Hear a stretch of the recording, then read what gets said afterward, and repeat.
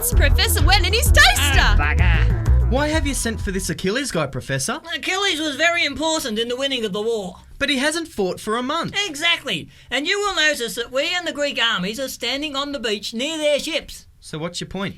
That this beach is not inside the city of Troy? Is there a beach inside Troy? Oh no. Perhaps I can clarify the issue. This could make history. Due to the varying fortunes of battle, the Trojans and Greeks often find themselves either on the defensive or the offensive. When Achilles and his soldiers sojourn into battle, then the offensive attribute is more predominant, and the Greeks find themselves in the proximity of the city. In Achilles' absence, the defensive attribute is forced upon the Greeks, and they find themselves strategically based on the beach, protecting their means of returning to their point of origin. Now... Excuse me, Professor. Susan, treat me as dumb as you like. Use sarcasm if you will, but please explain to me so the Professor doesn't have to. Our team's goal line is the city. The other team's goal line is this beach. The other team is in our half. Achilles is a big burly forward and we want him to play. Oh, yuck!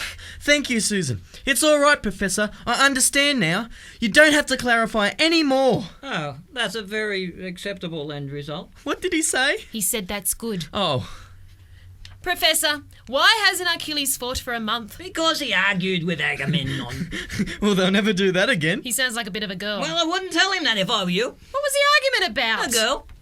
well, they'll never do that again. Young man, I don't believe that you're treating this situation with the gravity that it deserves. Sorry, Professor, but wasn't this war started by an argument over some tart? How dare you, tart indeed! You are talking about Helen of Troy, the face that launched 1,000 ships. How I would love to look upon her. Professor, you're in love. I am not.